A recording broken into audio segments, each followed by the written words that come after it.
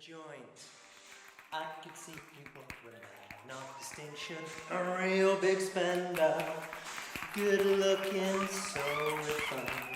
Say, wouldn't you like to know what's going on in my mind? But let me get right to the point. I don't pop my cock for every man I see. Hey, big spender, spend a little time with me.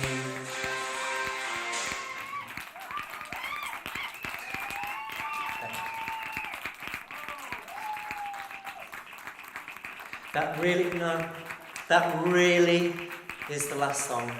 It's really the last song. It's the end of the show. And you've been a lovely audience. Well, as lovely as you can get for Wolverhampton on a Sunday evening. But no, it's time for me to say good night. Thank you all for coming. As I'm sure you've heard many times before, but usually said with a sense of relief that it's finally over, rather than because you enjoyed it and it lasted a long time. I hope to see you all again soon, preferably somewhere far more glamorous than here. Good night, Wolverhampton.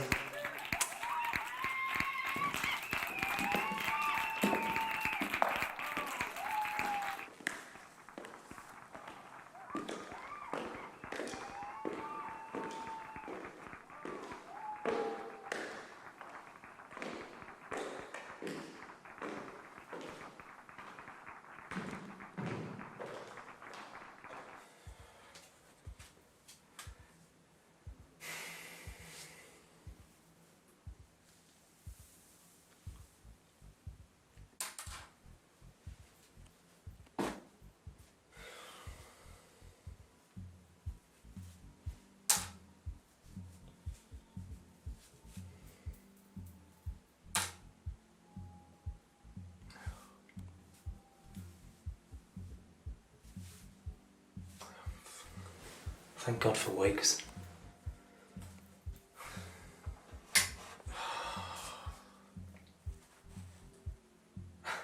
And dark theatres with short-sighted audiences too vain to wear glasses. Star is leaving the building, the nobody's emerging.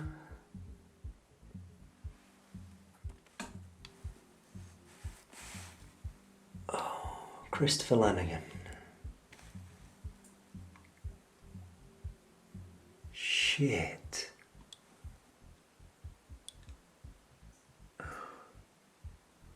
I always worried this was going to happen. One day when I stripped all this off, I was going to find you underneath it. And there you are. Father. Just like you were when I last saw you. 17 years. 20 since we last spoke. No birthday card from you. Do you even remember the date? Is there a little note on your calendar? You'd find me, you know, if you wanted to. Down the road this evening, back home almost. Not that you'd ever come here. There's other ways you can find people. There's technology, there's Facebook, there's surprise. There's Aunt Claire. All you have to do is ask. How do you leave things for that long? When I was a kid, I used to drive past Gran's old house just to find out what they'd done with the place. You ever tried to find out what I've done with me?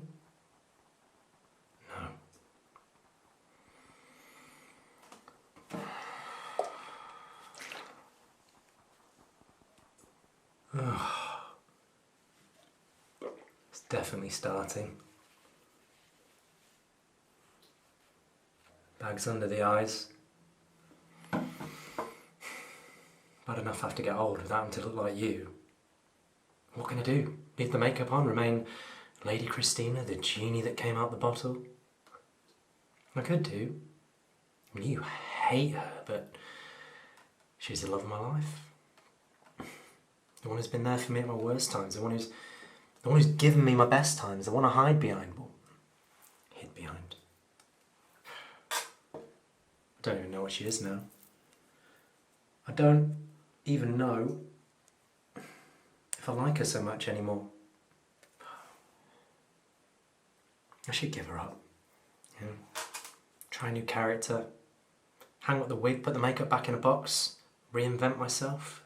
But they wouldn't let me. They love Christina too much. She's like Poirot. Agatha Christie hated him, but they never let her kill him. Had to keep writing him no matter what.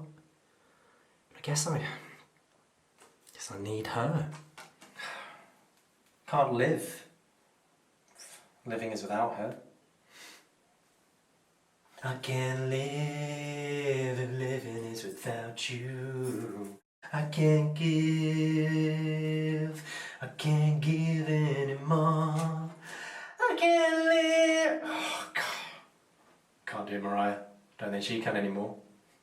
Not at her age. Can't belt them out like she used to. Nope. On a slippery slope to join Cher and Madonna, but without the auto-tune to help her. I love you, Mariah, but it's a lost cause, dear. Admit it. If I can turn back time. You can't. No. Same for me. I've got two choices. Mariah or Whitney. There's no choice at all. Got to get old with her. Lady Christina, my alter ego. It's another thing you couldn't understand, because you didn't have an alter ego. One dimension's more than enough for you, 2 or 3's just greedy. Subtext. It's just fancy shit for intellectuals who don't know what they're talking about. Was it Christine you had the issue with? Would you prefer if I'd killed her off? Or never let me born? Or was Chris the problem? Beware of mirrors, because the person staring back at you might just be yourself and you never realised. No. This face is not destiny calling me. It's just unfortunate. And there's a certain irony behind it. You, or someone who looks just like you, on stage every night in the Limelight Club, the Shangri-La, all those places where no straight man would ever be seen, where the mere thought of your son gracing the stage was enough for you to cut all ties, cast me aside like I never existed. I should have expected it. I mean, it wasn't as if you ever gave me anything to suggest you loved me. Not really. No. Hugs whenever I fell over. No kind words every time I got hit at school and came back crying. Hit him back, hit him harder. That was all you could say. That's what I used to do when I was at school. You never bothered me again. Good for you. It doesn't quite work like that for all of us. Not when there's half a class of them, and everyone else is too afraid to say anything in case they start on them too. I didn't expect flowers, or a coming out party, or a red carpet, just silence maybe. Like it was every other time someone said something you didn't like, but that wasn't it. Not this time. A look of disgust. Your face, a rainbow of unpleasant colours. Angry, silent, disapproving, disbelieving. You can say so much with one small gesture. Roger Moore knew that. The name's Bond. He stopped at an eyebrow. Never realised his full potential. I bet Roger's dad supported him when he said he wanted to be an actor. I bet Roger's dad never said he was bringing shame to the family name. Like we had a name to be proud of. You were second generation Irish when Birmingham hadn't forgotten the pub bombings and the middle class hadn't discovered Guinness. Every day another day where someone would call you a Mick or a Paddy and make some clever joke about how stupid the Irish were. And how did you deal with it? Deflect the humour. Pick someone else to laugh at. The blacks, the Asians, the Indians and the queers. Mum couldn't do that. Not after I was born. They all knew. You've married an Irishman. You've had a terrorist baby. Even if you weren't a terrorist, or even Irish as far as you were concerned, but your parents were, and that was all that mattered to them. That's why we didn't get the same flowers and cards as everyone else got. And the congratulations weren't as warm as they could have been. It wasn't fair on her. And I know it wasn't fair on you too, but you didn't suffer like she did.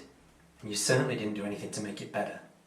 You told jokes until you believed them, and you worked every hour you could because you thought that was all that mattered. If you work hard at the top and impress them, you'll get on, and we'll never see you. I set an example, not the right one. Maybe that's why I grew up the way I did. And where did it get you in the end? Nowhere. They still got rid of you the same as they did everyone else when the factory shut down, and when you got another job, you were right back at the bottom, with no one looking out for you, no bosses queuing up to take you back. And I brought shame on your name because I dressed up. You were gay. I dressed up and I was gay. Right. And my sentence? Get the coach to Manchester every weekend and search out the little bars around the station where you can go and have a drink, because no straight person will go in case they catch something. As sentences for meaningless crimes go, it wasn't too bad. As long as you avoided the Oasis fans, and let's face it, that was easy where I was going. And there were better gay bars in Manchester than here anyway. There were more of them, they were more relaxed. If you want to know why I didn't go to the pubs around here, it was because I was worried in case you or someone you knew saw me and it got back to you. I was thinking about you. Funny to think I cared. And I was worried what everyone else might think. We all were in those days. So many people thinking they had a guilty secret when all they had was the truth about what they were. Not that we were sure what the truth was. You couldn't go online back then, you couldn't talk about it, you couldn't ask anyone, it just had to be stamped out. Clause 28, save us from the sinners, there's only one way, and it's our way. Mr. Statham was the only one who ever tried to help me, and look where that got him. Sacked for being gay. Except he wasn't gay. He was straight. And married, and not in the Elton and Renata way. But he tried to help me. Just like he'd helped others. I wonder if he'd have done it if he knew what was going to happen to him. Someone told a parent, told the headmaster, told the governors. And that was it. Suspended, fed to the wolves. That was the reason I didn't do teacher training. The thing I'd wanted to do, ever since I'd wanted to do anything, if he was straight and that could happen to him, what happened to me? Probably nothing, because I would have lied, kept it hidden, just pretended to be straight. But then Christina never would have appeared. Couldn't have taken the risk. Imagine the scandal and the horror. Young teacher as pantomime dame, they'd never let their kids join the drama class if that got out. I'll be the first one at the gates of that school if they let him teach that filth again. You'd have had to run quick. Be a whole angry mob trying to beat you there, just like there is now. Tolerance is going out of fashion. You never knew he'd spoken to me. You never knew what I was going through. You never noticed.